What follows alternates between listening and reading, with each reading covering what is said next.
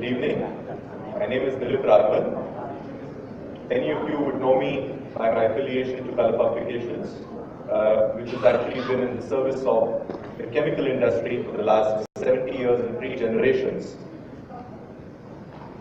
It is indeed a proud moment for me to be standing in front of all of you, industry captains, friends, and close associates, because even after these 70 years of our existence, when you thought there could not be a lot more excitement in your professional life, comes a time like this today when we proudly unveil the launching of Chemarc.com. There will be a lot more said about it in detail in terms of what it actually means, what it stands for, in terms of what it can do for the industry, and our commitment as a result of being the promoters of Chemarc.com. But a quick background to why I stand here and where we intend to go ahead from here. As I said, having completed 70 years of service to the chemical industry,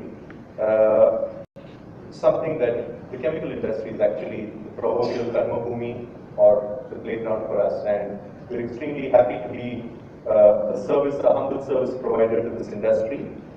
Having said that, we feel that there is an opportunity and a need for us as service providers to the chemical industry, and also the chemical industry that we serve in itself, to become more adaptive and receptive to new age technologies, particularly in the digital domain.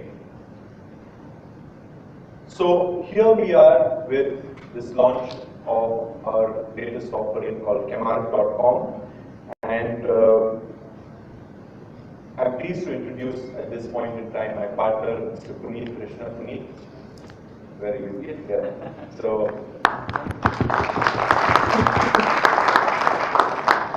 Puneet is actually the catalyst. I'm a bit of a, let's say, the sophisticated visible face of everything, but he's the backbone, the solid engine that's actually been powering this initiative, and we will of course have him join us later. But I think I'd like to set the tone for the context of our launch of Chemarc.com by quoting something that I have recently started believing very strongly. Ladies and gentlemen, there is nothing stronger than an idea whose time has come.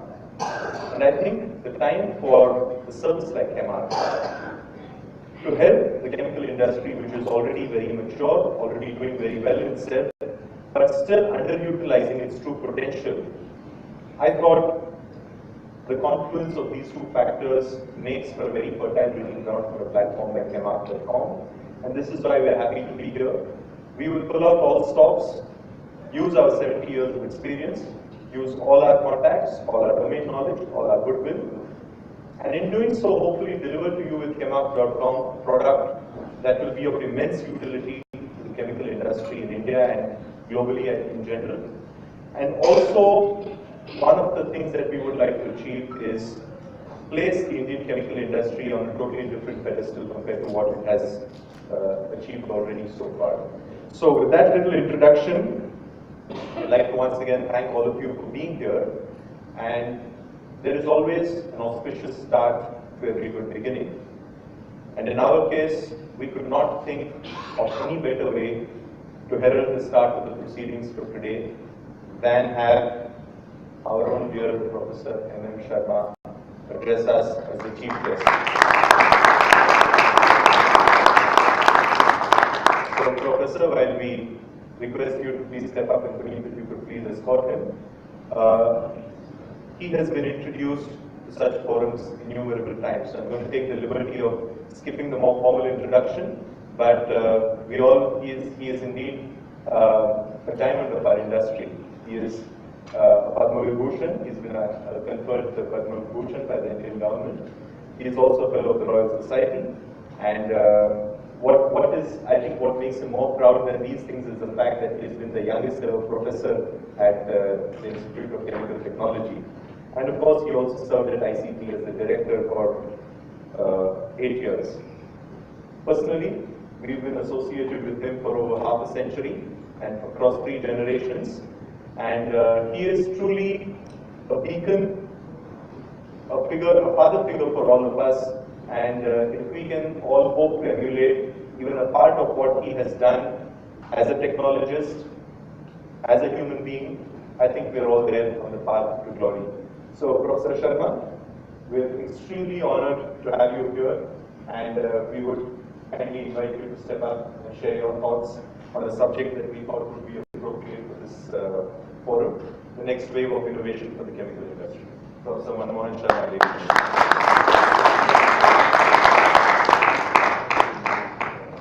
Let me start off by complimenting Dilip and Punit for launching their new initiative. I think, there's a saying, no technology is ever mature. And chemical industry, a highly science-based industry, you have never had peace because processes have come which have changed fundamentals of business. Whether it was acrylonitrile from propylene or it was butane to anhydride, completely throwing out the old processes literally. You do remember the story that how propylene and oxidation in early 16 brought down the price of acrylonitrile from 33 cents a pound to 11 cents, and brand new plant, since there are many of ICI people, they may not remember, brand new plant of ICI based on acetylene and SCN was fucked. Now there have been many instances like this in the history of chemical industry. Since it is a highly science-based industry, you can certainly expect all the time some changes to come in. There were golden eras when ethylene chloride in process for ethylene oxide and glycol got replaced by direct oxidation of ethylene. And as we keep on advancing, it becomes increasingly difficult to come out with the real innovative processes. So I made an attempt to tell you where I expect certain things to happen. So one of the largest non-catalytic processes in the world today is naphtha cracking. So the selectivity, in spite of the best optimization software, is not good. So ethylene plus propylene, the yield is something like maximum of the order of 55% or so. I see great potential for naphtha cracking to be done catalytically to get much high yield of ethylene and propylene. That is one area where a non-catalytic process might get replaced by a catalytic process. Just as cat cracking is now operated not so much for diesel or gasoline, in India earlier for gasoline, in US mostly for gasoline, India for diesel, but now cat cracker is operated in petrochemical mode. In compliments to IOC, like Chinese, they have come out with cat cracking leading to yield of propylene to over 20%.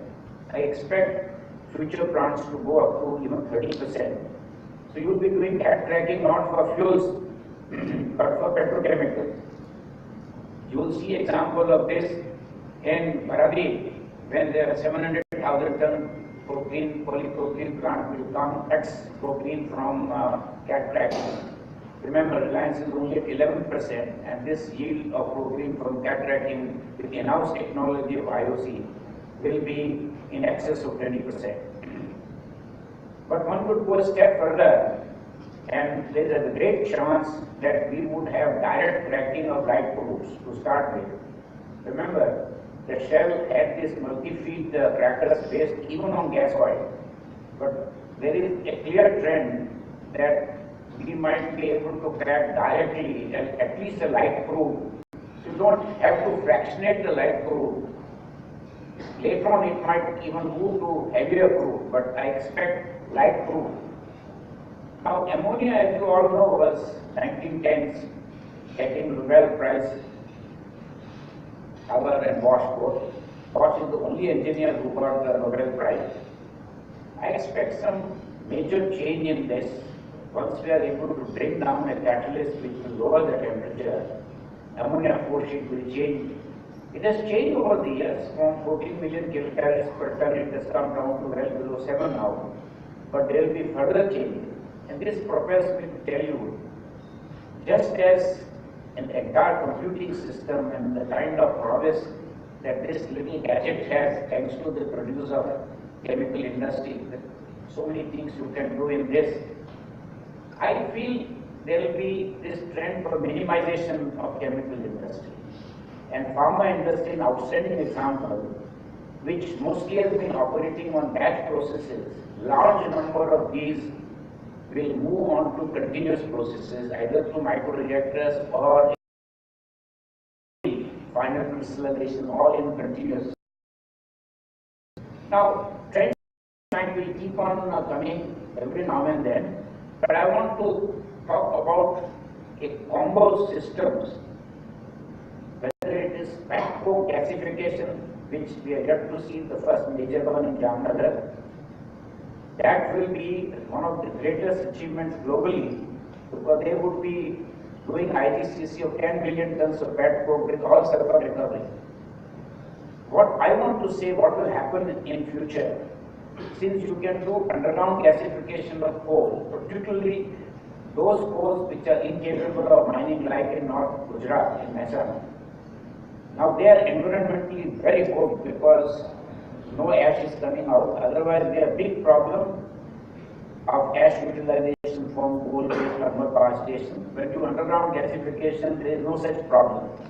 But then this gas, syngas, allows you to have power generation linked with fissured rock. But more and more fissured rock will not be operated for fuels, like getting diesel with CTN number more than 70. But they will work in the direction of petrochemical mode, in part as done by Sasol. So you will get olefins, pentene, hexene, then you can get odd number of carbon atoms, olefins, you can get pentene, heptene, which you cannot get in ethylene oligomerization. Even ethylene oligomerization will see some new trends by which high selectivity, when you want hexene, you will get only hexene, predominantly hexene, or you tailor make the catalyst to get octene, and if you want to go to higher olefins, then you will cut off something beyond C20. That is yet another one. But I see, for example, if you want to dream, what can be a distributed ammonia plant? It could be based on solar power. It will then through electrolysis get hydrogen. You will have power because of solar, and you might have only few tons in different locations in the country, because what is important is not a large scale ammonia plant, but the delivered cost of ammonia or fertilizer based on ammonia. Now, if you don't link this ammonia to urea and not go through the entire whole refrigeration cycle and take this ammonia from ammonia reactor and make ammonium phosphate and all, not only your distributed system, your capital cost comes down drastically. I see a possibility of such configurations coming in coming years. The chemical industry has always seen all kinds of remarkable development.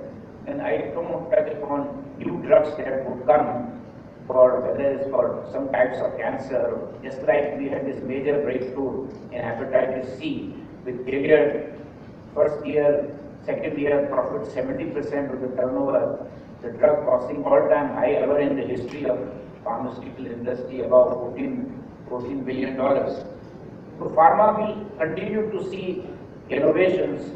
That's the only industry where percent of the turnover major breakthrough chemistry. Of Monsanto, 40% acetic acid then made by a very technology of brand copper based oxidation or dehydrogenation of ethanol and diethanolamine. Look at what a dramatic change came, because you could make immunodiacetic acid from diethanolamine and no question of using anything. Sending it further, in India also I see like what Dr. Gharda was able to do for many things, right from halogen blue to non-phosgene based isoproteron. Today isoproteron may be unwanted. There is a history that some products which are highly wanted become unwanted later on, whether it was BTC or BSC. Remember, there were some ICI people, remember how powerful was BSC at that time, Jamex, all that kind of stuff. Now, we will see also on engineering side, very extensive application of membrane separations. The most notable, I'm not referring to simple RO. Please bear in mind today, every, the lady knows what is RO. They may not know the full name of RO, but even a Manipuri wala will tell you his water is RO water. But I'm talking of nanofiltration. That all molecules, about 250 molecular weight, future might see molecular weight going down as low as 150.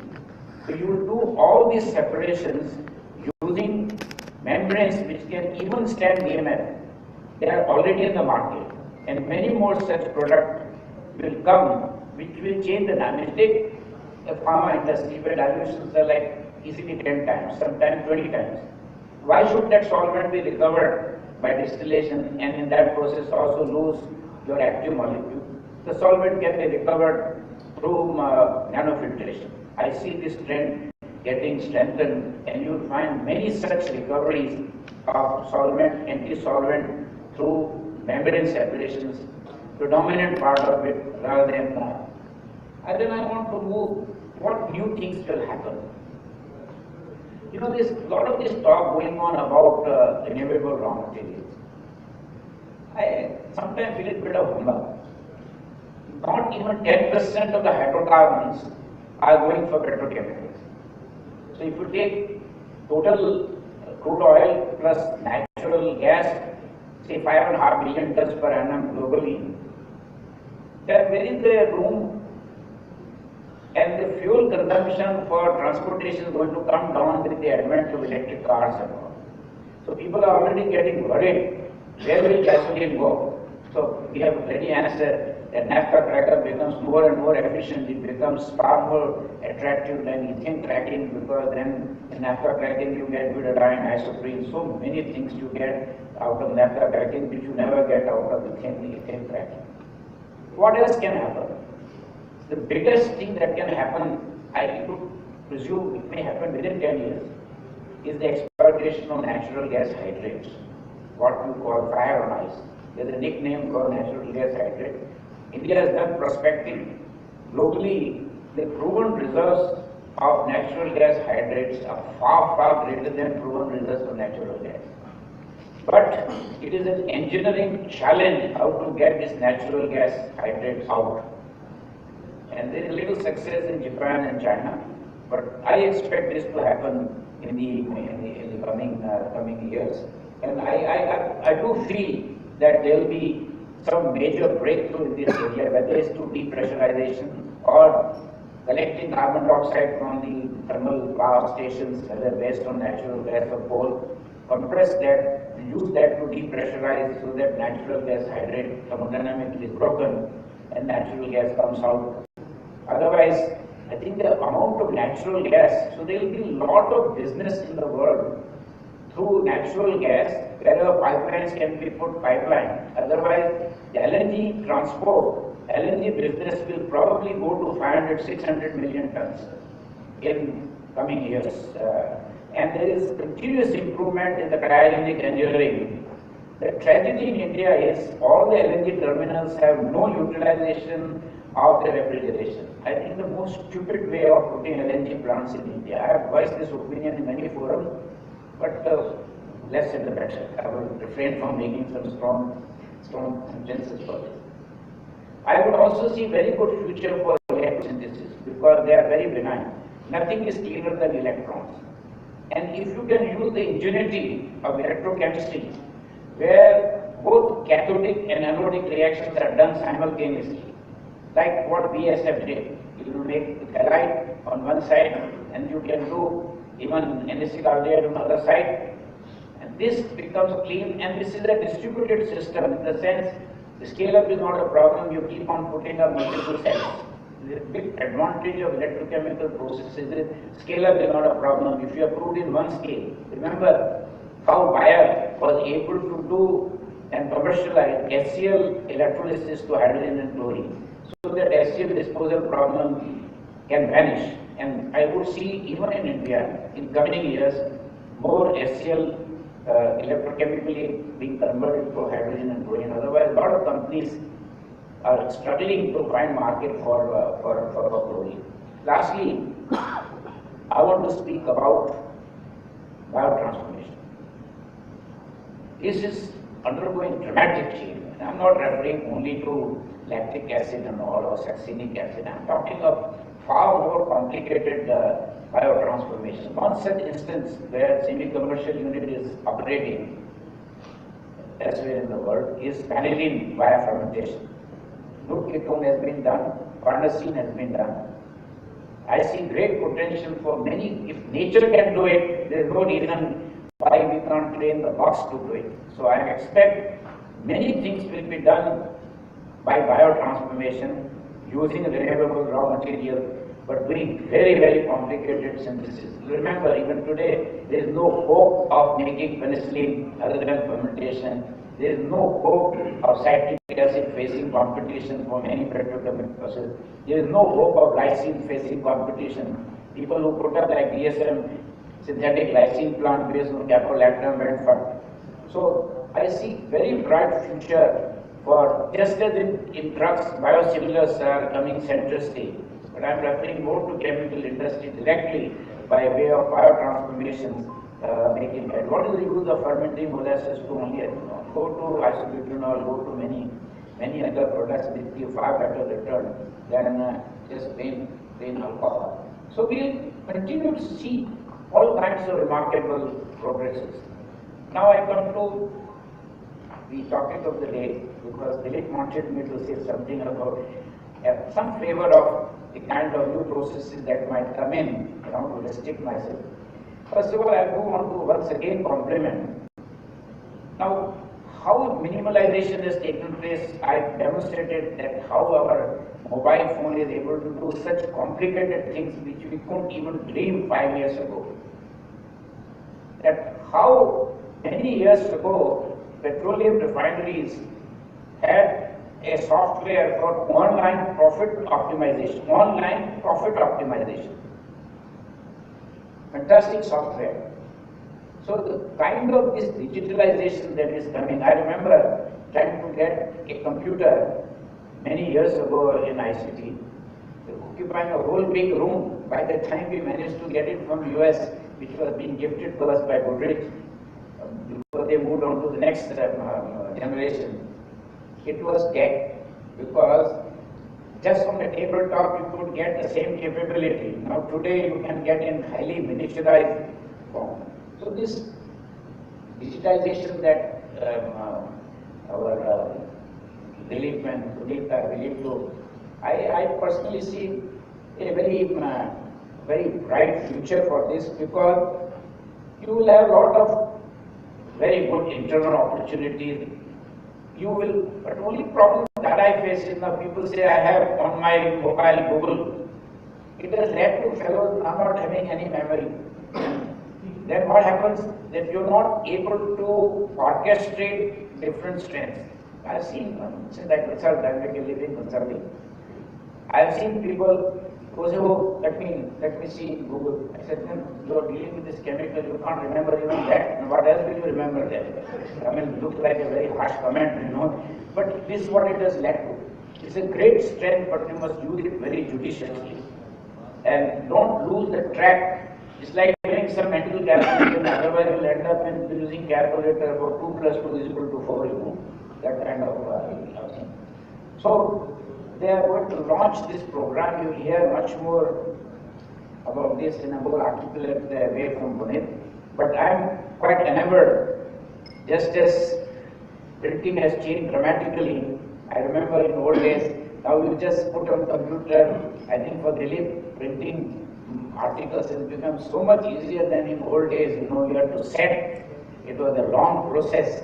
It has become, that was something already established. But in coming days, you will see this whole kind of venture that Chemarc, I think is a nice name, acronym they have given. And I see, there was a reference in the note given to me by Puneet, my dear friends in Asian Paints, that how long ago the computerized color matching was introduced, and that how much undeclared internal opposition was there.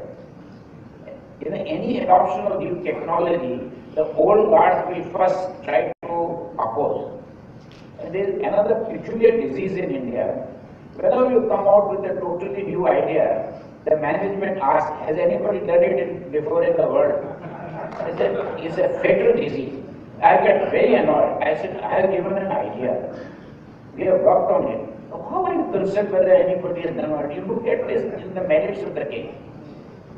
So this is one of the reasons why, two reasons why we are not able to innovate sufficiently in India. First is, we have no culture of owning innovation, failures. We have no culture of owning failures. Two, we have this fatal disease that we can't be the first one in the world. In fact, Government of India enterprises have crossed when they ask for tender that they will only adopt a technology which has already been practiced in some operating plant. As if you can't be the first one to adopt a technology which some company in the world has developed. So ladies and gentlemen, it's a wonderful evening. Dilip and Puneet have managed to get together on the eve of Ganpati Day. It's occurs well because this will take care of overcoming all the vignas. So I wish you all the success, Dilip and Puneet.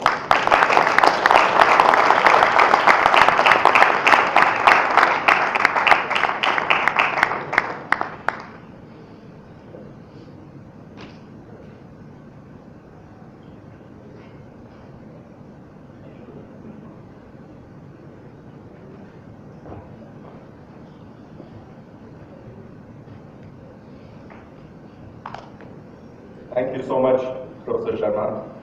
When we conceptualized the program for today, there was a school of thought as to whether we should light the traditional lamp, because after all it is a knowledge-based forum and true Indian culture. The traditional way of doing this is by lighting the traditional lamp to invoke the gods of learning.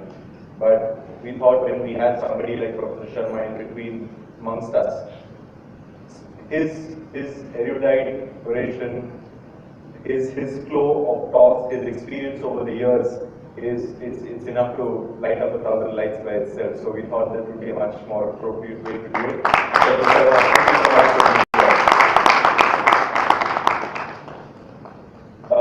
We have a panel which would now I would like to convene and I'd like to set it up. The theme of the panel, of course, true to the flavor for today, is digital transformation in the chemical industry.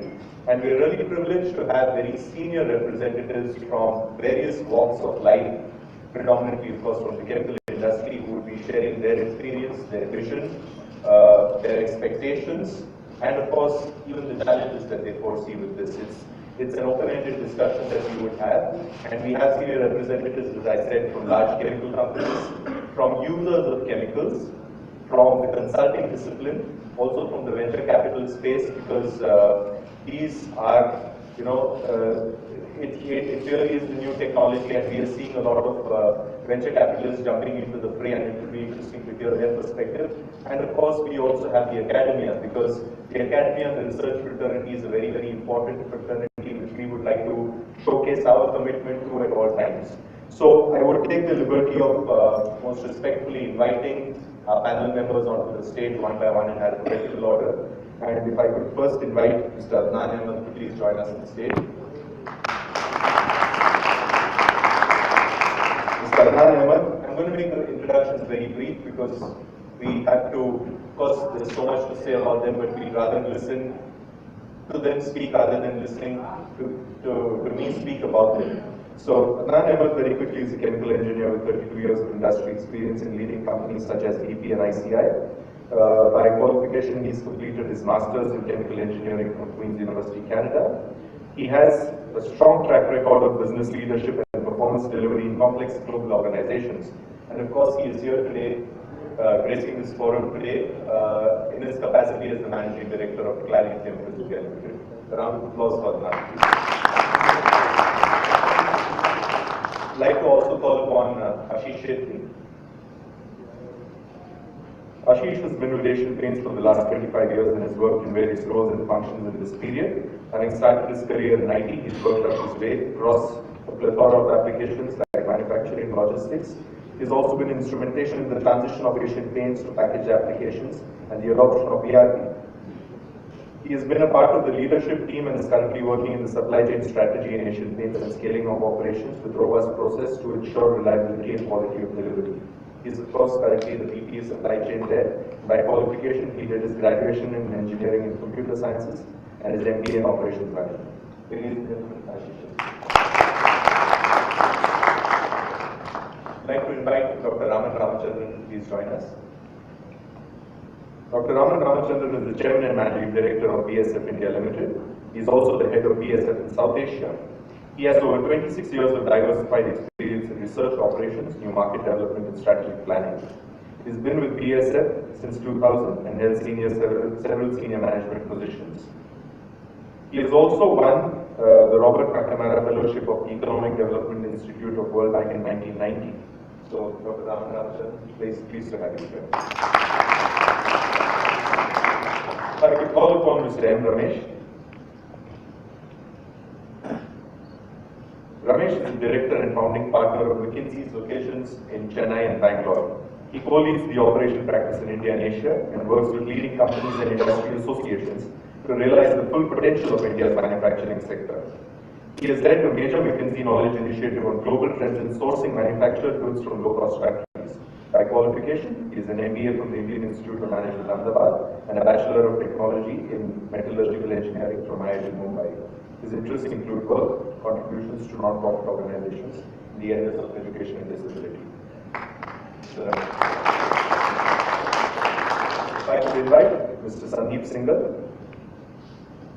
Sandeep co-founded Nexus Venture Partners in 2006, along with other successful entrepreneurs. And he brings a vast, rich experience of investing experience with him.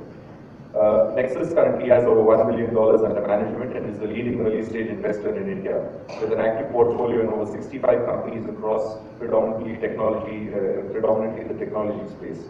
Prior to Nexus, Sandeep has been an entrepreneur and was the co-founder and CEO of Medicine Solutions, one of the leading healthcare outsourcing companies in India. He is also co-founder and managing director of eVentures India, started in 1999. By qualification, he has an MBA with distinction from the Wharton School with a dual major in finance and marketing, and a BS in electrical engineering from Stanford University. Sandeep, pleasure. As I mentioned, we are very pleased to have Deputy Director of IIT Mumbai, Professor A.K. Suresh. If you could request him to join us, please.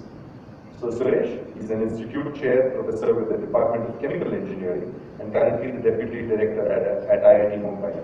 He has also had work stints at Hindustan Lever Research in Industrial R&D, and besides engaged in teaching and research, he has held important administrative responsibilities such as Chairman Gate Western Region, Head of Chemical Department at IIT Mumbai, and has also been the Dean of Faculty Affairs at IIT Mumbai. He has had various accolades in the academic space, including stints at various leading universities, and of course a plethora of research credits to his name, which I will please write over so that we can get on with the panel. Last but not the least, pleased to invite Puneet Krishna, whom I already briefly introduced you. He is of course the co-founder of Chemarc and is also serving as the CEO, driving forward his vision for the chemical industry. He has worked for over 16 years in the chemical industry in companies like ICI and Atul in diverse functions. After chemicals, he moved to venture capital at eVentures India and then into investment management at Comcraft Singapore, where he was involved in establishing several companies from scratch. By qualification, he has a BTech in Mechanical Engineering from IIT Kanpur and has completed the Advanced Management Program from the Harvard Business School. So, we have a very eclectic panel from diverse streams who will all be sharing with us their perspectives and knowledge on the theme of the panel today, digital transformation in the chemical industry. I think it would be appropriate if we allow Puneet to take center stage to begin with, so that he could set the tone for the proceedings and then allow our very erudite panelists also to share their views thereafter. So Puneet, the stage is yours.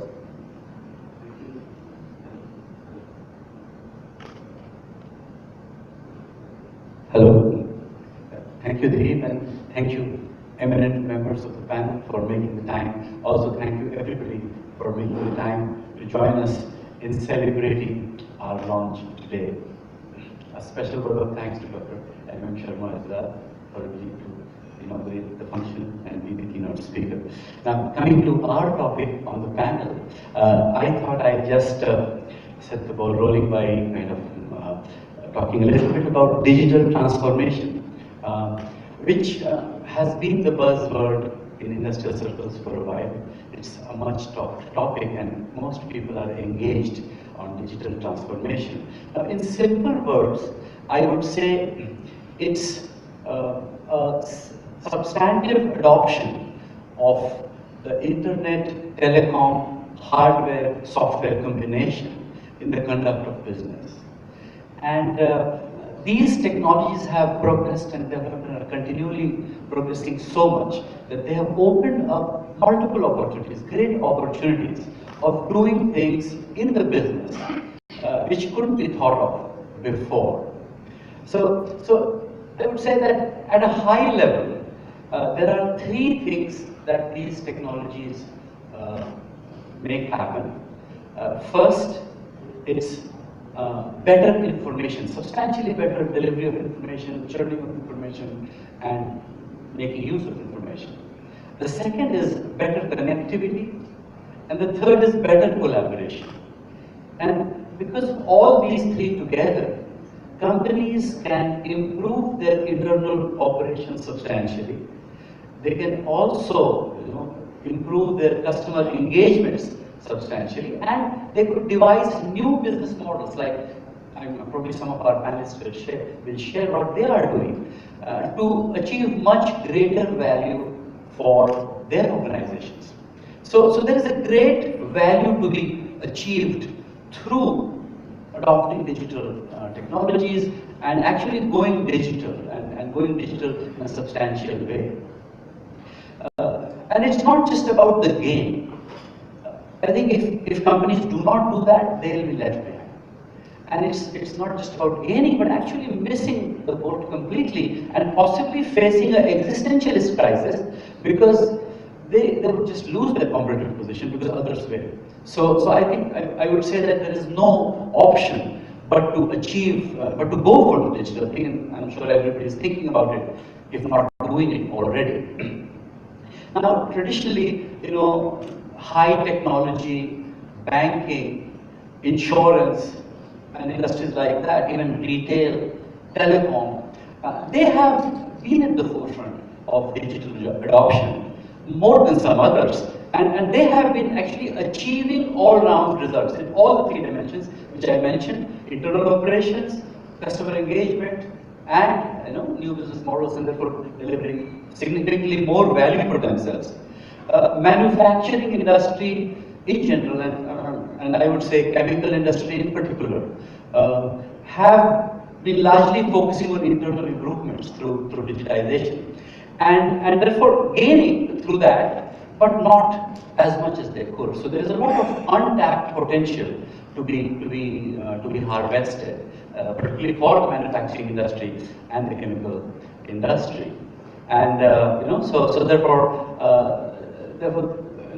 the chemical industry, people are here, needs to think strongly about what they need. And I would say it's a two-step thing in transformation. One is to choose the digital initiatives. So there is a host of things that can be done in many ways, in different ways, to select what is right for them.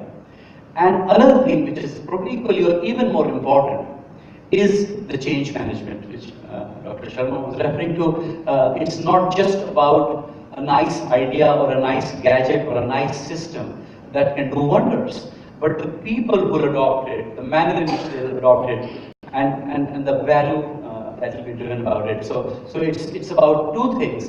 Digital transformation, in summary, it's about two things. The first is choosing the digital alternatives or options or initiatives for the organizations, and the second, the change management and the processes and the organizational issues that companies must find ways out. We are privileged to have a very eminent panel of practitioners of digital transformation with rich experience of doing it themselves or advising people to do it or seeing people do that and helping people do that from an investing perspective. And it would be wonderful to hear from you what you do and learn from it and gain from it as we each chart our own paths to digital transformation. Thank you. Thank you. Thank you, Puneet. I'd like to invite the views of Dr. Raman Ramachandran from BASF, because we know for a fact that BASF has actually been at the forefront of pioneering digital transformation within the chemical industry, and we have seen it from the outside. It would be nice to hear it as a first-hand account from him as to how digital transformation has allowed BASF to leverage the full utilization of the potential. So, first of all, Dilip and Puneet, thank you and congratulations on this great initiative, the launch of the Chemarc. And I think you set the stage very well by saying that if you do not adopt this, you will probably become a dinosaur, and the competitive advantage will soon vanish, and you will be left behind. Now, chemical industry also has not been pioneer in this, and I think there are specific reasons, because we have, as Professor Sharma so eloquently pointed out, catching up with improvements, already is a great area for investment, and any digitization also requires specific investments, not only in hardware, but also software and skill development. And so there's a choice of where do you put those resources? Do you put resources to build another plant, or put another vessel to increase capacity, or do you put that into digitization? I think this is, but if you don't do it, as you said, you will be left behind. So BASF has been in the forefront, and the forefront is actually in 2015. We launched what we call as the BASF 4.0, which is BASF's version of Industry 4.0, looking at how can we take automation and exchange of data for internal efficiency, not just manufacturing and beyond manufacturing. So maybe let me now give you 5 areas where we have been focusing on through digital, through efficiency and transform. The first, of course, you know that BASF is an R&D based company. We spend 2 billion euros in research, 10,000 people working in research and development across the world. We are also very proud that we now have a R&D center here in Mumbai, where about 150 scientists today, hopefully double that in about 4 to 5 years working. So this is the first area where we look at digitization and helping to transform. Conventionally, in all the lab books are manual ones, maybe spreadsheets today. But in most of the new laboratories and across BASF today, we don't use those conventional notebooks. We use digi-lab notes. And if you think about it, 10,000 people working across the world, millions of data that is being generated, and in the lab notes they remain in the hands of one person, maybe in one group. And today suddenly you have the power of bringing this data across a whole group of people and doing all kinds of analytics and coming up with virtual experiments, which was probably not possible in the past, in addition to the real experiment. So this is a great step forward that we believe is going to transform the way the research is being done. And in order to help this whole process, BASF has also seriously invested into a supercomputer. We have a new computer which is actually the 65th most powerful supercomputer out of the top 500 computers in the world. It's been even also given a name called Curiosity. And this computer, we hope, will be able to really be the backbone of digitizing R&D and coming out with newer and newer concepts and products and services. So that's on the R&D side. The second piece is on the manufacturing side, and manufacturing side essentially in improving efficiency, effectiveness, and also safety. And here, 2 examples that I would like to illustrate is, one is where we are using digitization for predictive maintenance. So there is a lot of sensor-based data that is collected in real time. And this is then analyzed, and this allows us to really make predictive maintenance in our manufacturing plants, which reduces failures, reduces unplanned shutdowns.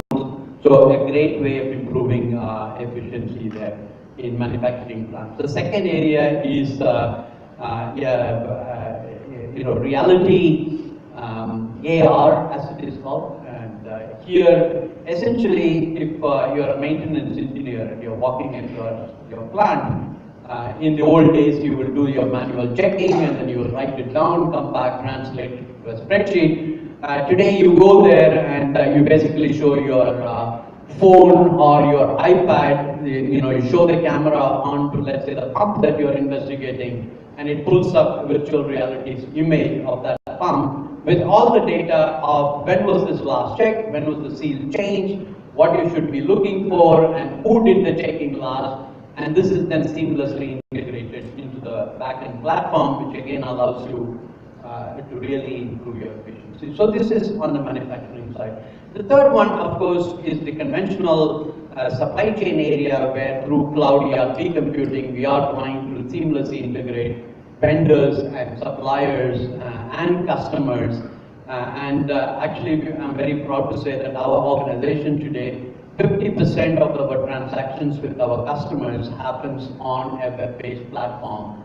The whole process of purchase order and invoicing is now more or less automated, with tremendous efficiencies on the customer service front and also on the sales front. Because it is still classic in India. If you travel with a sales guy during the peak season, most of his time is occupied on the phone, either chasing the supply chain guys to where the product is, or chasing the customer service as you raise the invoice. And I think this is completely getting slowly eliminated. And we are, as BSF India, leading the pack even in Asia Pacific, even within BSF, in adopting this technology, not just with sophisticated customers, even with rural customers, with distributors of our ag business, for instance, we are starting to do this. So this is the supply chain. Of course, needless to say, the business model one, where we don't have any radical examples here, but we are starting to use digital platforms more and more for communication into remote areas. I think the classic example, again, I would say our ag business, they do now a lot of their communication with farmers purely through digital modes. They actually had a launch of a new product in Himachal Pradesh for Apple, completely based on Facebook training programs and WhatsApp interactions with the farmers, etc. Third area in terms of business model, but this is kind of evolving, and I must say that in the chemical industry, because many of those areas are sort of regulated, I think this is an area where we haven't really made too many progress yet, but this is the prime area for transformation. Lastly, I think what digitization today also allows, particularly with the digital media that you have, we are at the end of the day industry that is where environment, health and safety standards have to be adopted, a very high level of safety standards. I want to give you two very quick examples of how digitization is helping us. Given the road conditions in India, transportation of dangerous goods in India is a very, very difficult activity. We now, along with 4 other companies under the auspices of ICC, have launched a program called Nicer Flow, which allows all our vehicles carrying dangerous goods, which are GPS enabled, to be on this web, and this is monitored real time in our disaster control center. And God forbid that any accident should happen, this basically the web page tells you where is the nearest police station, where is the nearest hospital, where is the nearest train. Because if you have a tanker and the tanker overturned, the first thing you need to be looking for is where is the nearest train of the sufficient capacity that can come and upload. So this is we've been using this now for 2 years, and we find this of very great value. We're trying to really get more and more people to adopt this. We're talking to the government to endorse this, because I think this is really a transformation of how safely you can transport goods on the Indian roads. Last example, I think most of you know that we had this unfortunate incident in BSF late last year, where one of our pipelines, the Flint pipeline, got accidentally broken, which resulted in a blast, and 4 or 5 people died. Within 22 minutes of the accident happening, we had media coverage on all our social platforms explaining what was happening. I think this received a lot of accolades from the regulatory authorities and public, with the forthrightness with which you are able to now communicate in the event something goes wrong. So with that, I think I've already taken up a lot of time, but I thought these were the few examples that I wanted to share on how BSF is trying to use this technology. Thanks. Thank you, Dr. Raman. I think that's exactly the kind of thought leadership and let's say, you know, the path leading thoughts that we were looking at to emerge so that it could hopefully energize us and motivate us as you know, the general chemical industry to also adopt and move ahead. It will only be enough benefit.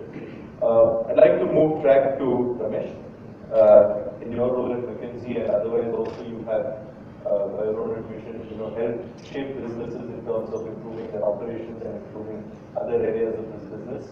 So, from let's say a so-called outsider's perspective, we'd like to hear how you've seen the digital transformation impact other industries and what you might think it will hold in the chemical industry. See, I think it's no doubt a trend for exactly the three reasons that were said before. Lots of computing power, lots of data, low cost communication. So it is something that is happening. The one thing I do see is that the more things change, the more things stay the same. Right? I want to talk a little bit about what stays the same. I think there is no dearth of what they call use cases. I think you go industry after industry, there are examples of use cases. I feel like the need for prioritization based on business impact remains quite simple. Otherwise, it becomes a little bit of a kid in the candy store for us. I can buy this, and I can buy that, and I can buy that. Without a razor-sharp focus on value. And how does that value translate? So one thing I'm seeing is how do we prioritize from the plethora of things that are possible. The second is, I think change management is not being emphasized sufficiently. I was just giving Sandeep the example that within the close confines of this room, that there are lots of game-changing technologies that we've had. I personally think that ride-sharing, for instance, has been extraordinarily good for the consumer. So within a few hundred meters of your home, you can know if there are 3 cars or 5 cars or 7 cars, and obviously for the consumer it's important to have it. But then there's another stakeholder in it, which is the cab driver, for whom the incentives are slightly differently. So if there are too many cabs that are there, we saw some backlash against that. So looking at all constituents and figuring out what is required. For instance, it makes no sense to track workman productivity. So if you want to put a device on workman, some distributed industries are looking at. I know of sales forces where you can almost map whether a sales person called on the customers they were supposed to, whether they spent the time that was required with the customer, and whether they. Now, this is not directly in the immediate interest of the salesperson to do. So therefore, there will be a backlash. There will be ways to sort of circumvent it. And I've seen that happen. Like people will switch off and say, I was not in coverage, or I ran out of battery, or I ran out of this.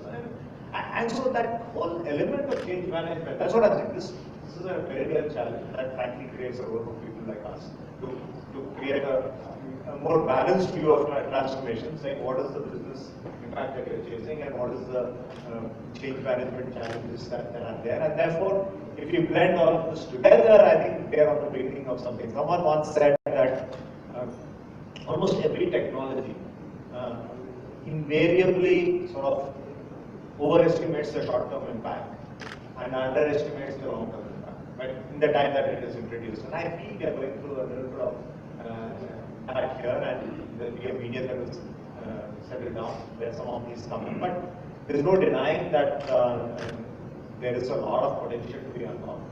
And I'll give you just one example from the automobile industry that I'm intimately familiar with. Many years ago, before Japanese manufacturing became a new way of life, there used to be a process of changing a die in an assembly line.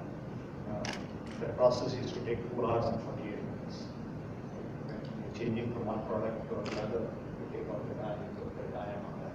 They brought it down to it was called the single minute exchange of die. And it became, people from all over the world went to see how a Japanese factory would do a single minute exchange of die. And they went back and they couldn't change a die in a minute because obviously you need the physical cost of changing the die, but you need the skill and the mindset of the people who do it. I mean, can't see when you see it from a gallery.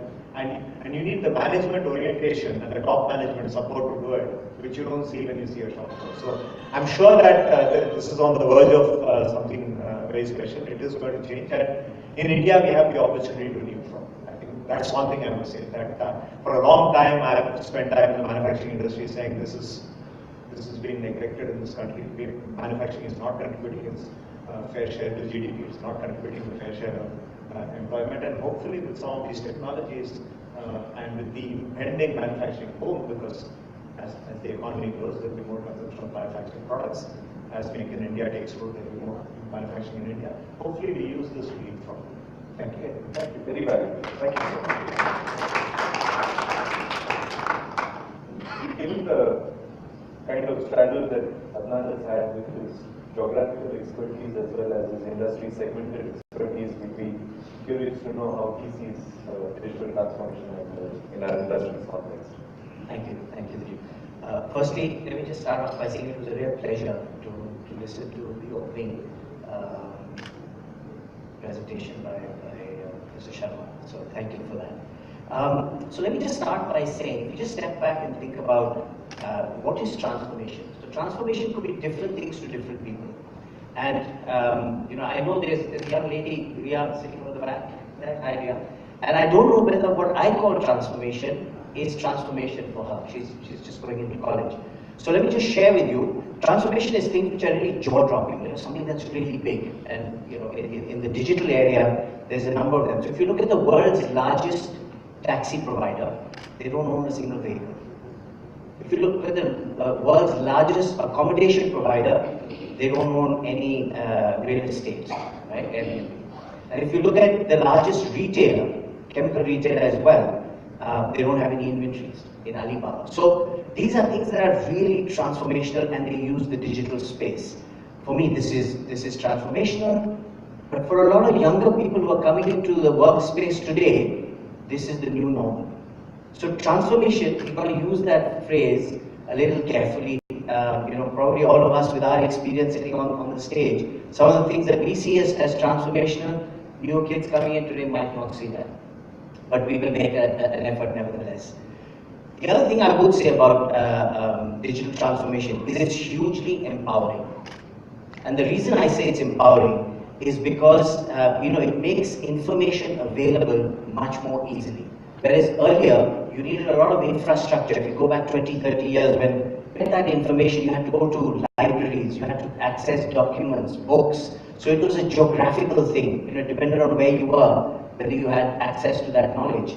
And today, it's empowered everywhere, with your little phone or with a tablet.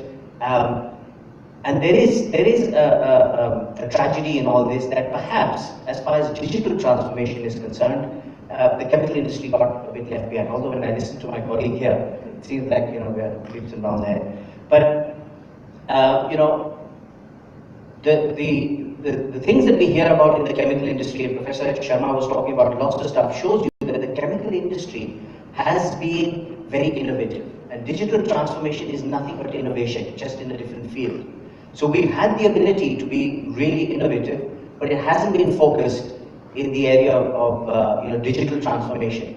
And there are now lots of efforts to do that. And I'm really delighted to be here today, because the product that Dilip and Puneet are putting out is just one glimpse of that, of empowering more and more people, just making it a level playing field, whether you're a big organization or small, you're a small customer or a big institution, doesn't matter, because it's just a click away. So those are the kind of things that I think just make the industry richer, just make society richer, when you can use digital transformation like that. So in Clarion, there are some examples as well.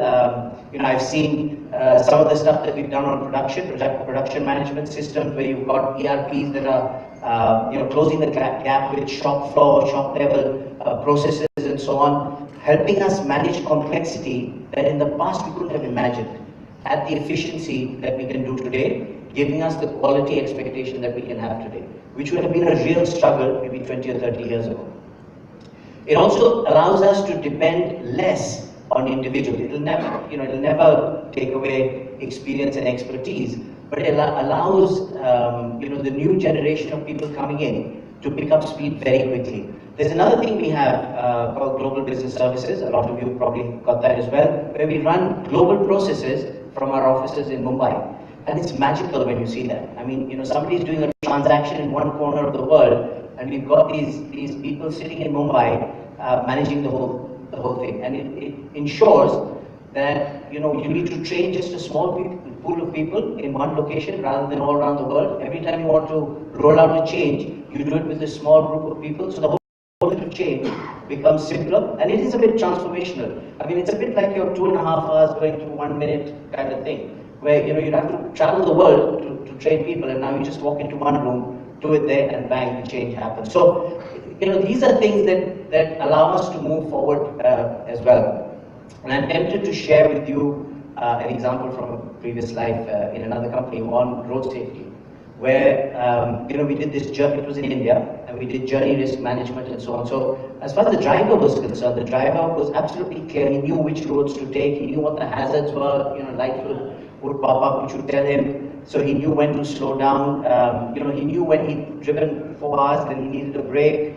And then when he reached his destination, somebody at the destination could look at his charts and have a conversation with him about what he did well, whether there was harsh braking, whether he could do things better. So these are things again which you couldn't have imagined some time ago, and it can be used in saving lives. So there are many different areas we can look at. There are also areas with customers where in our we've got the oil and mining services business, and we've got a really nice piece of kit which helps us from a remote place. We can see what's happening to our product in an oil well, which is miles away, and when it needs replenishment, when we need to top up some of the chemicals. We can see the health of the machine that's being used by our customers, and we can manage it all remotely. As far as the customer is concerned, they don't even know we exist, because at the end of the month they just get a bill and nicely they pay that. But it works really well. So these are kind of things that our industry is doing, but I think we have a long way to go, a lot of catching up to do. So when I finish, I just want to share with you a story that I heard from somebody called Saikiran from Flipkart. He was the supply chain head there. And he was sharing an example on how Flipkart actually transformed, changed the paradigm for e-commerce in the country. So the postcodes that are used in India, forget about the cities, but in the larger landmass of this country, the postcodes are rubbish. They just don't work. And Flipkart had to remap them. They remapped them all across the country. And then even allowed things like, when you order something, your address could be platform number 1 of station such and such, this telephone number, I'll be there in 5 minutes. And that's acceptable. So it's a changed paradigm. And I think the learning for me there was, when you want to introduce transformation, digital transformation, don't use the environment as an excuse. Because when you hear people like this and you hear about innovative ideas, I think anything is possible. And that's a big learning for us. Thank you. Thank you so much, Adnan. Like Dr. Raman, hopefully, two industry captains, two leaders can lead by example, and hopefully, as I said, motivate the chemical industry to adopt this change, a lot of which will be spoken later by. I'd like to turn track to Ashish. The Asian Paints story of digital transformation has been a matter of both respect and awe for not only the paint industry but the entire chemical industry. So we'd be very curious to know how has, if you could share some of the milestones in this journey, and I think it would be enlightening to the audience. Thanks, and I don't know whether if I can get into milestones, it will be much more than 5 minutes. So I'll try to keep it short. First of all, thank you, Professor Sharma, for acknowledging what we did many years back in terms of getting in innovation through a color computer. I was not in the organization at that time, but we still feel very fond memories of how the Vice Admiral really brought in the technology into it. We're also very good users of the Nicer Globe initiative. I think that's a great use of technology in the transportation and safety sector. As I said here, we are large consumers of the chemical industry. So on the front end, we are a lot retail or FMCG, and on the back end, we are very large chemical users. So I'll try and just pick one or two areas where we really use digital for, I wouldn't say transformation, but techniques and areas that we're really working on. And I try to, tend to agree with what Puneet was saying that you really need to look at, there's so much out there, you really need to pick and choose what's really relevant. It has to be in line and sync with what the organization is really doing. So lately we've been transforming from a paint company or a coatings company to a home decor organization where we look at technology, getting more closer to the consumer. So that's something that we are reinventing in an organization, and that's where we really use some of the technology components, 3D visualizations, giving the consumer or inspiring the consumer to paint jobs, which, if all of you know, is not a very good thing that you really want to do. So try and inspiring color, looking at making the process far more easier for the end consumer. So that's a lot of technology components. I just heard 5 days back we've even introduced a chat bot which helps an end consumer to understand much more about the organization in a form which, as Adnan was mentioning, millennials will probably be more used to. So you need to transform with what's relevant and what's as the organization moves.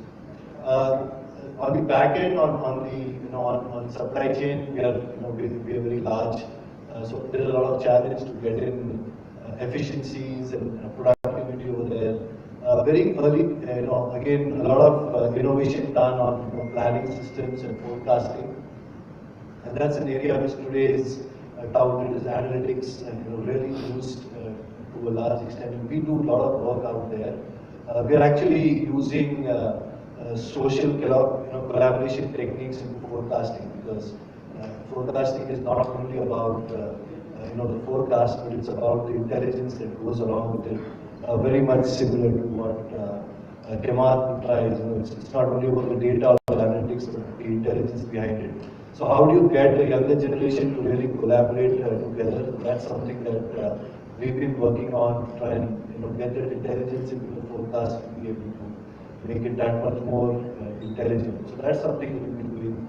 A lot of work around, as my colleagues mentioned, around automation, trying to make factories far more automated, not just for manpower productivity. It doesn't justify at all, like you rightly said. Manpower productivity will never justify any amount of automation. Sustainability, health standards, really pushing those boundaries of justifying better automation and achieving that scale. Those are the things that we really look forward, or we are investing heavily in. Lastly, I'll just touch one thing, and it's something that we really try to get on with, and maybe things like Chemarc will really help us. That's I don't know whether to call it artificial intelligence, but it is really to look at intelligence on what is out there, and trying to make the buyer and the purchaser far more effective in the role that he plays on a day-to-day basis. Now, we played around with some technologies over there. It's just at the pilot stage of how we can really use some of the AI techniques to make our purchasers far more effective. Because you're assimilating so much of information that it's explosion, and you need to take a decision on a daily basis. So it's all about insight and trying to really put that into something that is actionable, intelligent. I don't know whether we'll ever replace people. That's never the objective, but you really make the process far more efficient for the buyers. So that's probably something very new that we're trying to do. So I just leave it at that. Thank you so much, Ashish, both for sharing your insights and also for actually, brilliantly laying down the context of our very presence here at Chemarc. Thank you so much. Professor Suresh, you're a representative of IIT Mumbai, who along with ICT, I dare say, are two of the premier institutions in India placed in the chemical discipline. Now, we have all often lamented the coherence between the academia and the industry in terms of both being able to cross-pollinate ideas, business ideas, and finally, something translating into the commercial world. So we try to capture your views on how, a digital platform or digital transformation or forums like this could actually help, if at all they could help, in harboring a better industry and academic interaction.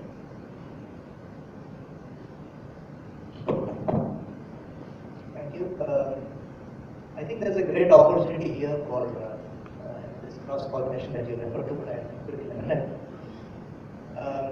I am from the academia, and I thought I was in a minority here, but with Professor Sharma being here, I don't think that is true.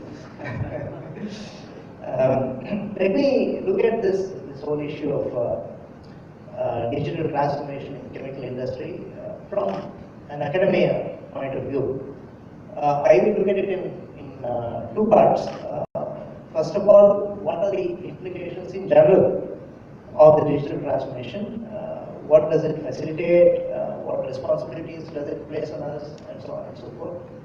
And then let me talk about a little bit on how does the digital transformation impact academia, industry, and the dialogue between them. I think that's the way I'd like to approach this. First of all, to take up the implications of the digital transformation in general, there is in some circles, there is a misplaced notion that the digital transformation and the information age places the knowledge at our fingertips. I don't think that is quite correct. What it does is it places information at our fingertips. And there is a difference between information and knowledge. You have to process information, do something with it, and then it becomes knowledge, you can do things with it. So this is worth remembering, because if you go out with the impression that, I get what I want at the click of a button, that replaces the need for education or, acquiring knowledge in a more strenuous way. That is not so. There is a whole chain of information processing, and one link in that chain is information gathering, which has been greatly facilitated by the availability of information at the click of a button. But we have this notion of rate limiting step in chemical engineering. When several processes are linked up in series, the overall rate of the process is the rate of the slowest step. So you may have information at your fingertips, but if the other steps are rate limiting, then there's pretty little that you can do with that. So that's one element of caution. The second point is that the availability of all this information at the click of a button also places lots of responsibility on us as users. First of all, there is the responsibility to check the authenticity of the information and authenticity of the sources. Secondly, there is the responsibility to interpret and use the information in the most appropriate way in order to, as I said, create knowledge and create abilities with that information. Thirdly, to take advantage of the increased speed of access, this again comes back to the question of what limits the rate of the overall process. Our speed to respond to this information also has to increase. So in the chain of information processing, first of all, you should know, the first step is you should know what to look for, and then how to look for it, where to look for it. So these are the first steps, and then you go look for it, and that is a part where the availability of various search engines, very large databases, structured approach to information gathering, all of this will be a great help. And then once the information is there, you have to sift through the information, you have to make sense out of it, you have to find neatly haystack, if you will, and use that information to your advantage. So there are these various steps, and each of these is important, and each of these has to be speeded up if we have to make the most of the information revolution. The other thing that is sometimes a problem with the digital revolution is that there is a bit of an information overload, and there is so much information that is flowing to you all the time, and you are called upon to react. You know, when somebody sends you an email about some problem you're working on, and he has a suggestion or he has a question, he expects an immediate response. So, this places some amount of pressure on you, and it will easily happen that you are most often reacting rather than acting.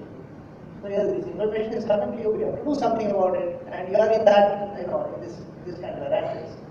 And sometimes, thinking can become a casualty in all this. You don't have time to ponder the long-term consequences or long-term projections of whatever you are engaged in. So this is something that is a real danger. If you get caught up in this circle, you can lose sight of the slightly longer-term objectives. So these are some elements of caution.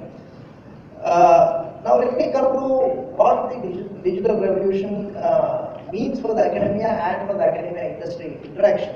This is a topic of great interest to me. There are obvious ways in which this access to information, increased or better access to information, faster access to information, facilitates scientific work. Obviously, you need, when we were doing our PhDs and so on, we used to have to go to the library, go through chemical abstracts. During every Friday was the time you spend 3 hours in the library to look at what has happened for the week and so on and so forth. That is no longer a necessity these days. Conversely, also, if I am not an information user, I mean, all of us are at one and the same time information users as well as information providers.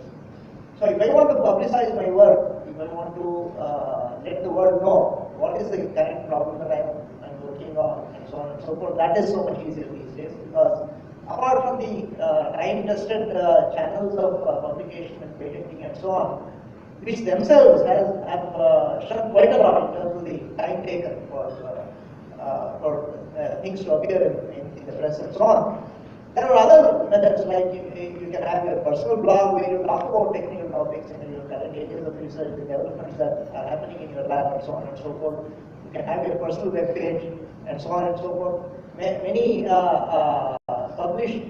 publishing houses allow you to create short videos of the work that you are doing, that you have published, which will encapsulate nicely, because nobody also, because of this information overload, people have less and less time to go through in detail, technical publications and so on. So you can make it easier for people to encapsulate this whole thing in a readily assimilable form through short videos and so on. So these are obvious ways in which the scientific work is being facilitated. We often have to look for, I have a certain need, and I don't know, what is the technique or what is the tool or what is the equipment that will answer that need. Now I can get that information quite easily, and many companies, instrument manufacturers have these webinars, which are a great way. I've been through some of these. And they explain a latest technique that has come on the market, on which, of course, their interest is to sell their instrument. But in the process, a lot of technical know-how gets transferred in a very easy way, in a very easy to understand way, over a short period. And so these are great ways in which technical work is facilitated.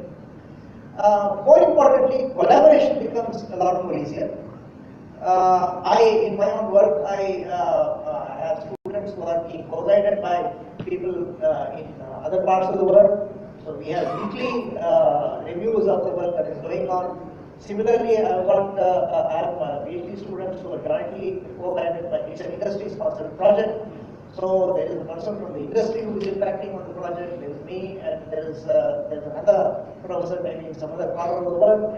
And it is so easy to have these kinds of conferences where gone are the days where 6 months would elapse before we get to know what exactly has happened in the project if you are not in day-to-day contact with the progress.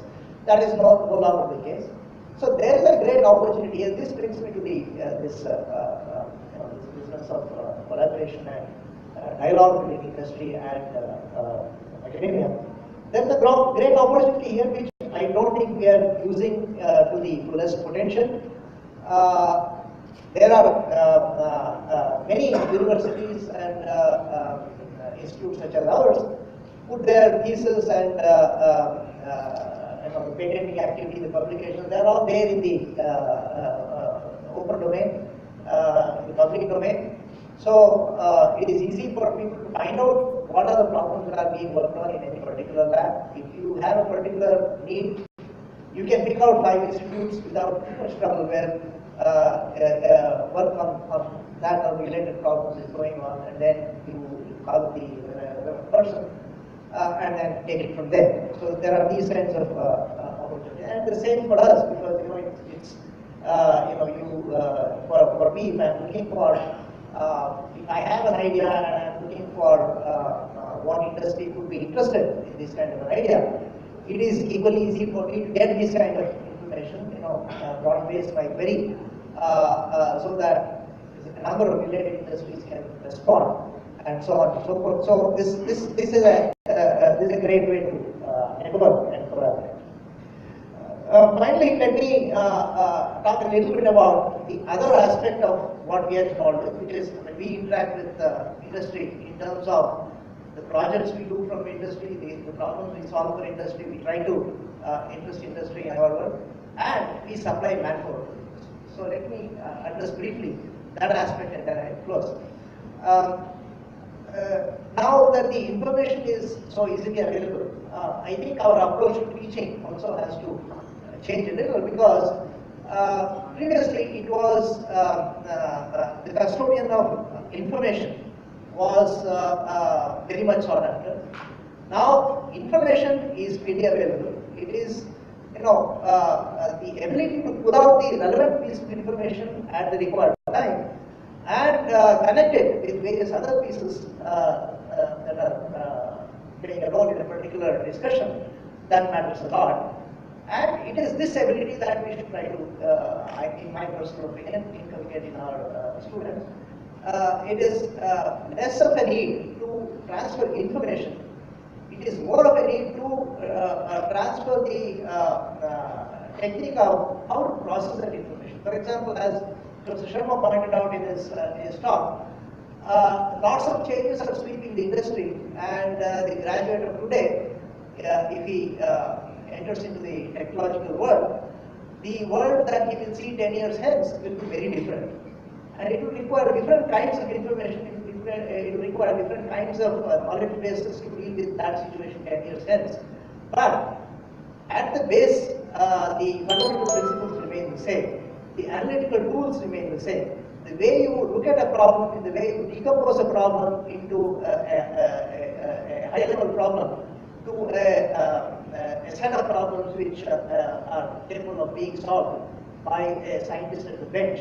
So these are techniques that are far more worth imparting to today's generation of students.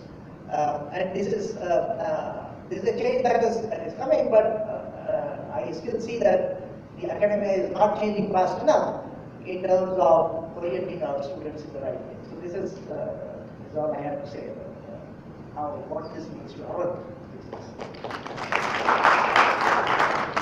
Thank you, Professor Suresh. We at Chemarc are extremely optimistic that we would be able to address some of the points, if not many of them, that have been raised by you. And more importantly, inculcate a culture both in the coming generation to adopt this technology and make for a more meaningful engagement with the core industry. Our last panelist, Sandeep, intentionally kept you last. Two reasons. One is the cross-section of industries. You have an engagement and visibility tools, perhaps unparalleled. And also your role as a venture capitalist to metaphorically put on new wave models. So it's probably the biggest endorsement or entitlement of a technology, depending on how you choose to engage with them. So we'd be keen to capture your views on this as well. Thanks, Dilip. So the first thing is I want to thank Dilip for making Puneet's dream come true. Puneet had this idea 17 years ago when he and I were working together at eVentures, and it has taken a long journey to come here. But Chemarc, congratulations to both of you to make it happen. And I think he needed you and your industry sort of expertise and background to put it all together. So I think that's a great sort of background to my view on what is the fundamental issue that one needs to address. And I think Professor Sharma said it very well when he made that point that when he puts a new sort of idea out there, the question that is asked is who else has done it in the other parts of the world. I think that is fundamentally about transformation of mindset. So the digital transformation that we can talk about, I think we have heard different parts of the industry and academia, consulting talk about the notion of transformation in different ways. I think the fundamental aspect of what we are seeing broadly in various industries. I think I've been investing now since 1999, 2000, has been around the transformation of mindset. So when Deep Kalra went ahead and said, we have to change the way you book tickets in India, that was a fundamental transformation. Which obviously the ideas came from the US initially and so on, and then he adapted it to the Indian market. But from our standpoint as investors, we found somebody who really thought differently. Right? He wasn't thinking about how do I digitize what the travel agent does today. It was more around how do I change the way a person will book travel. When at that point, Indian Airlines and all these airlines didn't really have a digital booking system. The hotels did not have a way to actually, you didn't know if Taj had a room or not. You had to call somebody to make the room booking and so on. There was no digital booking system. If you wanted to book a car to go to some place in Kerala, you didn't have that. So all these vacations that you had to create and so on, there was nothing there, right? So somebody had to go back and think, given all the infrastructure constraints that I have, how do I create a digital platform? And so that was just a transformation. I don't think came as much from digital transformation. It was a mindset transformation. And I think what Suresh said, I think was very interesting that it starts with the students. It starts with the youngsters who think differently. So we are all, I think we are way past. We can't change, we can't transform ourselves. We are the way we are. So our jobs as sort of people who are driving things, I think to your point, Mr. Anand, is that we need to get this message across, what you just laid out over here, to the rest of the organization. There should be the young managers in your organization that should be listening to this, not us. Right? We should not be here. It's they who will really make the transformation happen. And Chemarc is one example of that. It's taken 17 years to make this a reality. I'm hoping that the next generation makes those changes happen much faster. And that's what we are seeing, for example, in retail, right? In retail, the organized retail did not happen in India. E-commerce happened faster. Because the problems that we saw with organized retail in terms of not enough footfalls for the rent that you were paying and so on, it just made so much sense for any person who was thinking about organized retail to think about e-commerce first. But Aditya Birla wasn't thinking that, right? When they set up more, they weren't thinking that. Harsh Goenka, when he was setting up Spencer's, wasn't thinking that, right? Kishore Biyani, when he was building up Bazaar, wasn't thinking that. It needed a Sachin Bansal to say, organized retail will not work because the cost of real estate is too high in India for the amount of value that is being created by that real estate. So you have to think about this in a very different way. People thought about it and said, logistics doesn't work in India. We talked about the pin codes issue, right? They said, well, we'll solve it in some different way, but we'll solve it, right? So I think it's, again, going back to this notion of looking at things, ground up. Very specifically in the chemical industry, Professor Sharma made a very interesting point at the last of his thing around this whole notion of biosynthesis and so on. Now, obviously, I am not a chemical engineer. I am not, nothing to do with biology either. My last class was when I was in 10th grade. But I met a couple, 2 weeks ago, who are actually synthesizing protein from methane, right? And I think that is something that is being taken quite seriously in various parts of the world. Calista is obviously the leader in that space right now. But to see these two people, this couple, who have chosen to come back to India and actually build this company out of India, because I think that they have talent here, that they can actually eventually scale it here. But the most important thing that they did was, they said it has to be done at a cost level which is relevant for India and for emerging markets. And I think that is a big, big element of what will make us different. You know, all due respect to BSF, you're working in a global environment. You will take global practices and so on. But the entrepreneurs that are now building businesses are taking a very different sort of set of constraints and saying, how do I build businesses within those constraints? Whether it is environmental constraints, whether it is infrastructure constraints, whether it is talent constraints, whether it's how much money is given to you. So they don't have the research budgets of buying a supercomputer and so on, but they have to come to the same, they have to compete with you. And so we are seeing these entrepreneurs that are now looking at India in a very different way and saying, how do we build businesses that are relevant in the global context, but are using India in a very sort of effective manner to build these global businesses. So on that front, again, outside of chemical engineering, I'll take an example from IIT Bombay. So one of your colleagues, Dr. Shashikant Suryanarayan, right? So he came to us 9 years ago and said, Sandeep, the biggest market for two-wheelers in the world is in India. Why is it that Bosch is the one that is selling all the equipment, all the engine controls to two-wheelers in India? Why isn't there an Indian company that has come up to do this? We have talent in IIT. My PhD students are designing things that would potentially they could get hired by Bosch tomorrow. But why can't we actually build a company that can compete with Bosch? And they have gone ahead and done that. Today, they are actually supplying their products and taking Bosch out of the market in the two-wheeler space in India. And that gives them the opportunity to then go global. So they are now going and talking to diesel genset manufacturers all over the world to actually provide them the engine control units.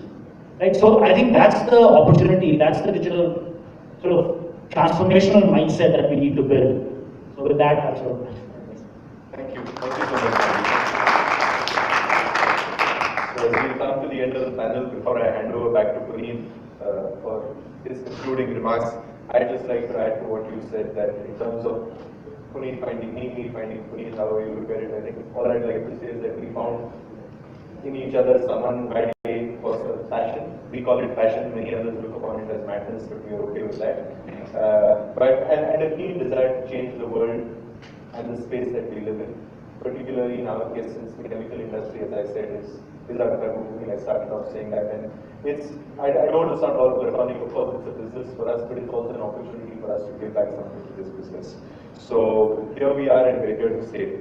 So I think the only point that, again, before I hand it over back to Puneet, is there is, of course, we spoke about the madness, but there is a clear method in this madness also, and we will find our ways. We will find a particular logical series of steps to reach where we want to in our service to the industry through Chemarc.com, and we of course look forward to your keen engagement in helping us with this. Puneet, I hand it back to you for your concluding remarks. Before I make my concluding remarks, I have to firstly thank Ramesh. He changed his meeting in Hyderabad today to be here. Thank you very much for that. And he has another meeting and a flight to catch. So he has asked to be excused. And thanks, Ramesh. Thank you for being here.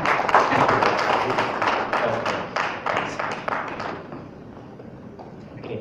So thank you very much, all of you, for your comments and thoughts and remarks. They're indeed very, very useful and helpful for us and for everybody else. I suppose here it's about a mindset change. It's about looking at things differently. It's about finding meaning in the universe, which is now kind of full of so many opportunities, so much information, and making sense out of it. But indeed, the opportunity is very real. And I would say that, look, in the chemical industry and possibly in manufacturing in general, we have been incremental in our approach. Now, transformation needs getting beyond incrementalism. So therefore, and it's not easy, and it has multiple issues that will be faced. But I mean, we do believe that whoever kind of challenges that, takes the challenge, will certainly lead in the future. So I would say that it needs to come, and it needs to come. So therefore, it's about choosing digital options, several of them. The more the merrier, the sooner the better as well.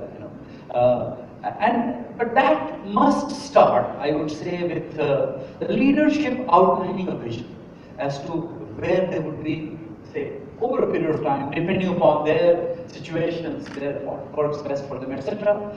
Then rolling out or devising or initiating a change management program. I think it's been stated in the panel that it's not just about the digital initiatives, it's also about how it will be made to work. And that change management program also is across the organization, which then chooses the right alternatives, then chooses the solution that is required, then chooses the vendor, then goes about execution, training, and the whole works with which the real benefits can be done. Pretty complex, all this. And it's made even more complex by the fact that there will be disparate elements. Somebody will do something, somebody else will do something, and they will not work together. And the silos have to collapse, and business systems have to all work together. So therefore, it's a complex system, and the way most people are approaching it is giving benefits for sure, but it has its own challenges.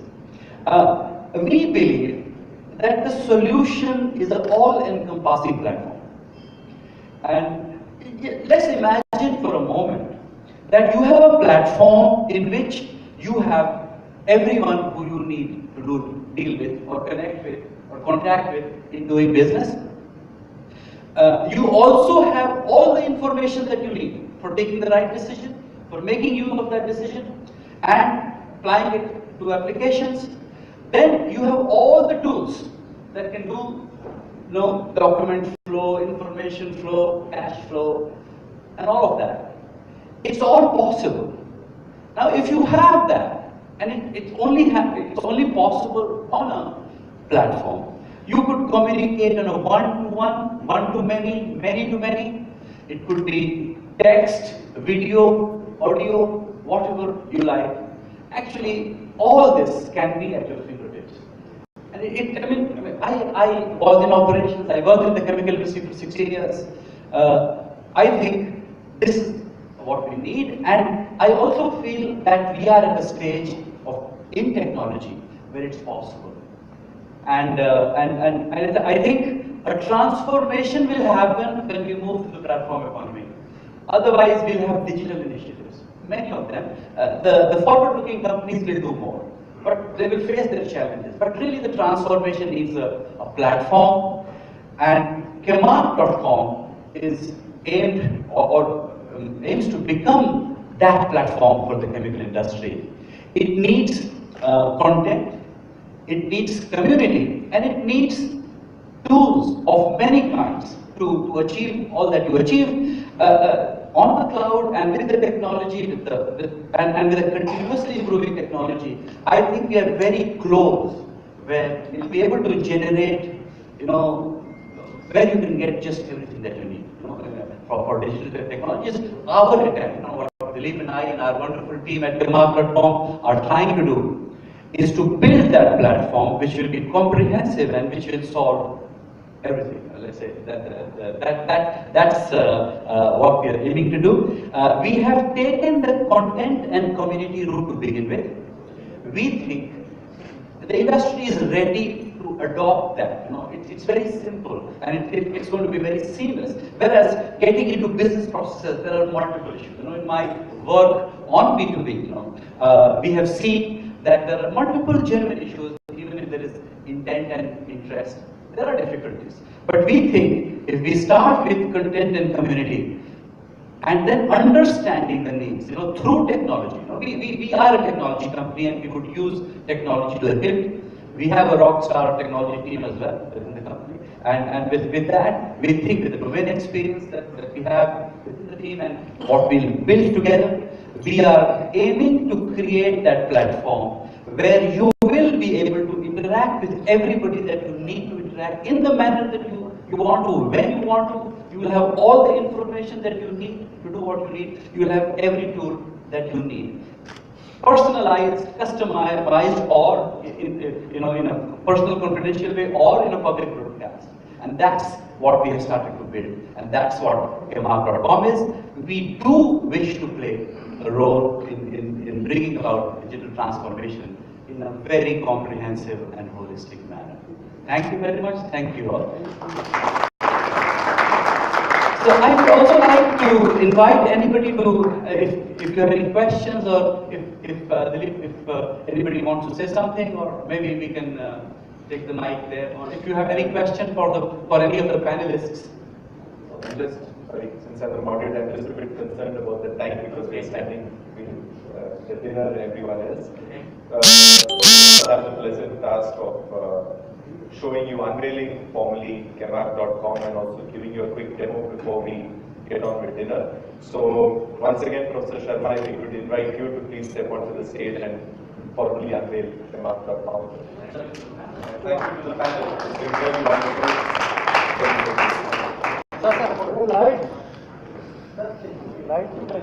अच्छा वो पहले launch करेंगे पहले photo को लेते हैं हाँ वही तो पहला पहले group I wanted to just take a context of all of this. There is one peculiar need in India. One of the things one doesn't want to say in public, that all this digitalization, just like e-tenders, will eliminate the weakness which I found in chemical industry, particularly specialty chemicals. Marketing is terribly weak. The information that you can load.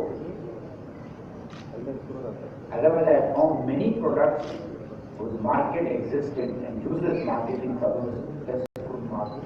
Some better marketing firms and that goes into it. I would suggest that you look at both for purchase. Purchasing is done as if by commerce gradually. Not looking into how that chemical is made, what impurity profiles can come. They do mechanically. You need to do it more intelligently, which you can do by providing this kind of information.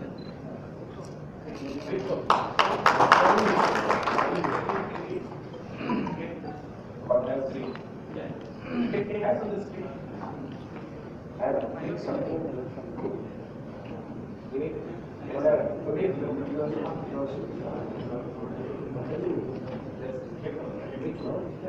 Okay. Are you ready? That's what I said. Is speak and get rid of all the ignorance.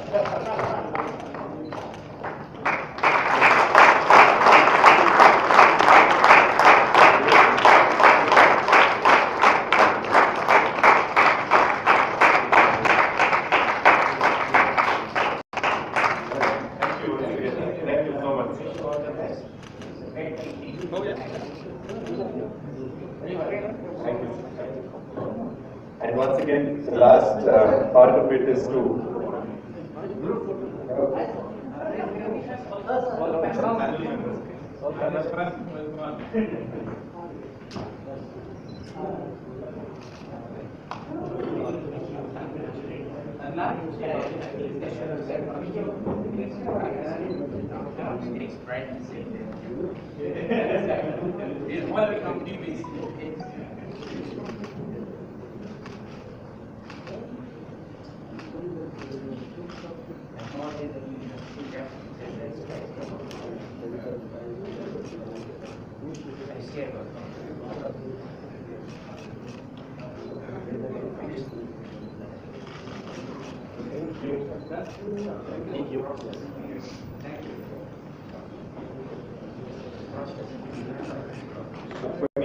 I could request you to stay back so that we can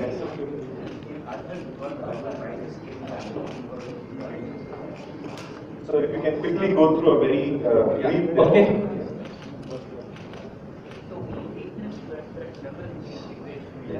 So,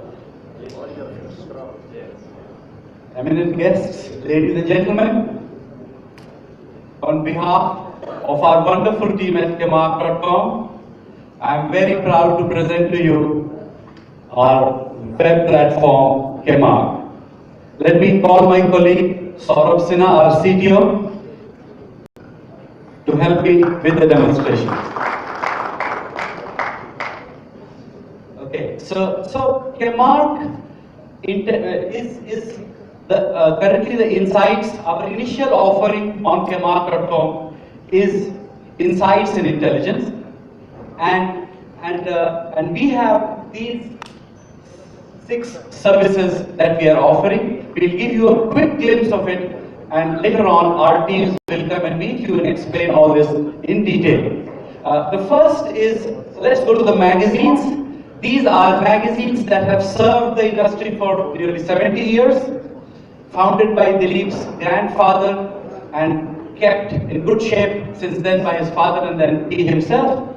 Paint India, Color Age, and Popular Plastics and Packaging. So Chemarc presents to you the online version of these magazines. Can we go to the magazines? Yeah. Okay, so this on the home page we have a glimpse of those. Next we have News and Views. The magazines are monthly magazines which have served the industry for 70 years. News and Views is a 24/7 everyday update that we are making on News and Views. So this forms the insights part of it, and we'll provide you cutting-edge, incisive content that will be helpful for the businesses. We also have a data section in which we are going to provide you market data for prices, which is prices of various materials. These are real-time prices, verified, and we have built arrangements with people who are actually doing the trade to bring to you the real prices at which goods are being traded. We have an import and export section in which we'll give you the latest import duties and other regulatory issues all the time, real time, and so when the notifications come and when changes happen and when the books become obsolete and they're of no use, you can find all that you need here. There. We also have company data, and we have all the things that you may need in evaluating a company, be it a vendor or a customer or a business associate. You know, we will have financial data, we'll have company secretarial data, and we have legal data, ratings, and all of that we'll present to you on Chemarc.com, which you can access very easily and without any difficulty. So this is the data section. And last but not the least, we have advertising where you can broadcast your message to a large community of very relevant people. You know, so our big strength is the 25,000 companies that we work with today as we start. These are subscribers of our very popular magazines, Paint India, Color Age, and Popular Plastics and Packaging. These are about 100,000 people who use it, decision makers, 100,000 decision makers, and we are deeply connected with that, and they will all be on the platform also using the online version. So we have an immediate opportunity of reaching out to 25,000 chemical companies, doing a business of over 250,000 crores every year. So we have a very strong community that we are starting with. We are also going to rapidly grow this because in our work with the industry, we have found that there is immediate interest in engaging on content so long it's relevant and useful. So I think it's a great opportunity for you to reach your message to a very relevant and important segment that you may want to reach out to. So I'll quickly kind of run you through some of the details here without taking too much time. So let's go to the market data section. So in market data, we'll have, let's say, we'll show you the Mumbai prices and we'll show you the China prices as of now. And we'll show you, the trends over a period of time, and you can see whichever data you want to see. we are also going to come up with an index in which we'll take, like the Sensex, we'll have aggregate prices, which with the weighted averages, which will give you the trends in set of materials. For CEOs who want to know what's the overall trend in, say, paints raw material prices, or what are the trends in dye stuffs raw material prices, they can get it very easily. That's something which we'll roll out soon. Let's go now to the import and export section. So here, typically, those books are used, which are published on the 1st of April. On the website, you can get the latest details of those duties right away. So for example, on the example, this is acetone, maybe let's put something else. Would you like to name any raw material that we use? Anybody? Would you like to just name any raw material that we use? That back monomer. Huh? That back monomer.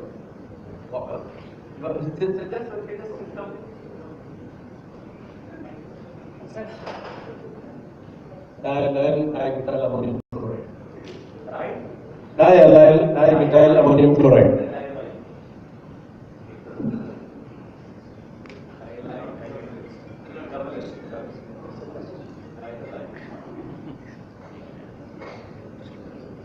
If it comes in the other category, you'll have to put the HS code here, because this is picking up the name. So if it's in the other category in the HS code, you'll have to put the HS code for that. So is it there? Diallyl is not there. So just pick up and just click on any other. Says dimethyl amino is not. So it says dimethyl diallyl. Could be. Okay, put dimethyl. Okay. So dimethyl amino is not. So you can show that we have the duties. And also the country-stupid and anti-dumping duty. Do we have? So there are anti-dumping duties on this material. So we have actually the entire chemicals mapped here, either by name or by the HS code. You will get the latest, and our technology is crawling and picking up the data every day and updating it every day. So any changes are captured. Now let's go to the company data, which is something which we have built, and we are very proud of it. Often we judge our vendors or everybody by the talk that the salesman does, and we should be knowing a lot more, and we can provide that information not only for public limited companies but also for private limited companies and LLPs, any company in India. So we have, for example, if we take the name of any company, we can find the data about that. So let's try this time again. So maybe somebody can name a company, any Indian company, which is either private limited or public limited or LLP. Indofil. Yes, Indofil Industries. Indofil Chemicals. Okay, so this is the data for Indofil Chemicals, and the directors. You can go to directors, and you can go to. It's Indofil Industries.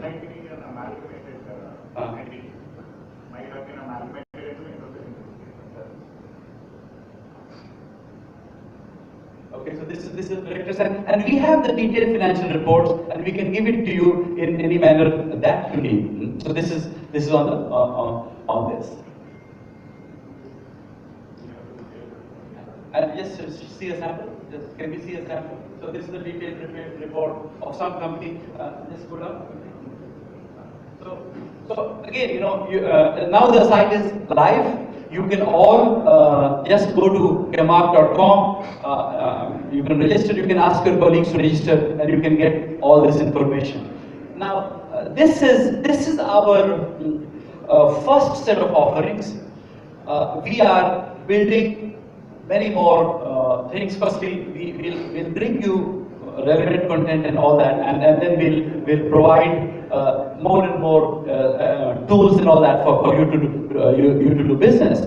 Now, the important thing is also customization and personalization. So for that, if you were to just register and log in, can you just log in and okay, so let's say it's logged in my name.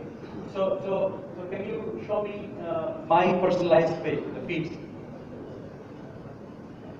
Okay, so this is my feeds page. So rather than going through the whole thing, if I were to okay, so I could nominate my interest. Let's say I would say I want to check dye stuffs. So just put dye stuffs.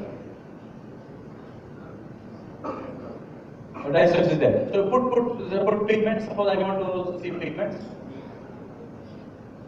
So pigments would be added to my interest, and everything relevant to pigments would start showing up. So you could choose your content and do that, and therefore customize your feed and see what you need to see on Chemarc. You could bookmark it. Now let's open one of these. You could comment. You could share.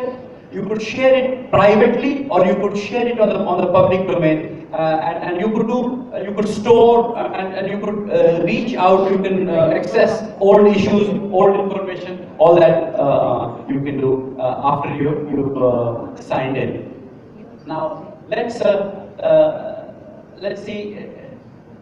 Yeah. So also so therefore all those things are built in, and I think this can all be very useful for everyone. Lastly, we want to show you. Let's just go to the home page, and we have been. Test one. Which one? So look, the kind of things that you can do on the web platform is that we are actually doing the live broadcast on the website. Now this could be one of your events. We have a captive community of the chemical industry. So the kind of things you could do in the space here is to broadcast your events and reach out to people that you need to. And of course, our advertising is or reaching out or the broadcast of messages are like this. You can place your message here, and then you can have immediate immersion with your target audience. For example, you could take from here to an advertorial where you expand your message. You could take the interested visitor from here to your own website, or you could take the interested visitor to a space where you can sell materials, receive inquiries, and build relationships with the person who is interested in your ad. So for example, if you were XYZ Chemicals and you placed an ad here, somebody clicks on your ad here, you can present your company, your product, and you can kind of get an inquiry. You can ask, the person can send you an inquiry and you can respond directly. So I think you can immerse with a target audience and you can do that. So that's what we have on offer for you now, and we will be adding more and more services and offerings. So thank you very much. Thank you all for coming here, and please join us in having a break and some dinner with us. It's my pleasant task to propose the vote of thanks for the evening. I'll make it brief. Thanks to Professor Sharma in particular for sparing his valuable time and for sharing his wisdom with us. Also the various panel members who not only came and shared their views with us. I must say that this program was put together at a very short notice, so it was also very kind of them to accommodate our requests at such a short notice. Likewise, for all of you who are here in attendance, I know some of you have, it's Ganesh Chaturthi time, it's Vibhushan time, so people have come in even in the face of that. And also some of you whom I know have landed from abroad this last evening, but nevertheless, in the face of all this, you have made it here braving the traffic. Thank you all, and all I can say is in lieu of all the kindness you have shown to us this evening and also over all these years, we promise to make Chemarc